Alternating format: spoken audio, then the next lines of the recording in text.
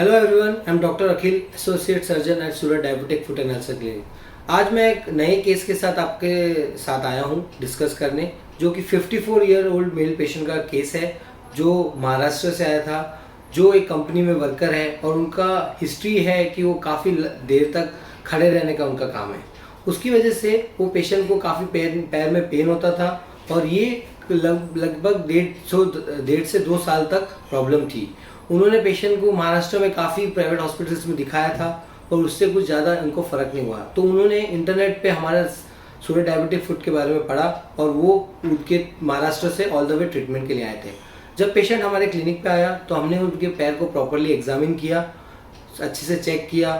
सब देखने के बाद हमने कुछ इन्वेस्टिगेशन जैसे डॉपलर वॉपलर करवाया। उसके बाद हमको पता चला कि पेशेंट को वेरिकोज वेन्स की प्रॉब्लम है। इसकी ये पेशेंट काफ़ी देर से इनको इग्नोर कर रहा था, तो ये वेरिकोज वेन्स की वजह से उनको वेरिकोज वेन अल्सर हो गए थे पैर में। तो इसलिए हमने उनको वेरिकोज वेन्स क्या होता है वो प्रॉपरली समझाया और उसका ट्रीटमेंट प्लान बताया। पेशेंट हमारी एक्सप्लेनेशन से काफ़ी खुश था, तो उन्होंने हमारे सर्जरी के लिए रेडी हो गए।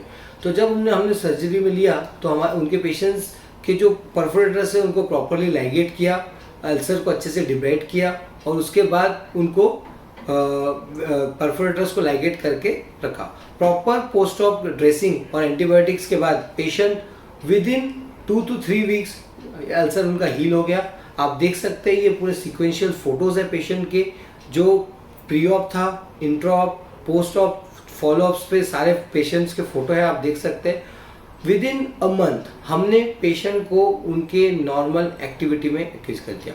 बट उसके साथ पेशेंट को हमने कहा कि पोस्ट ऑप में आपको गारमेंट्स भी पहनने पड़ेंगे, जैसे कि आपके और वेरिकोसिटी की प्रॉब्लम ना हो।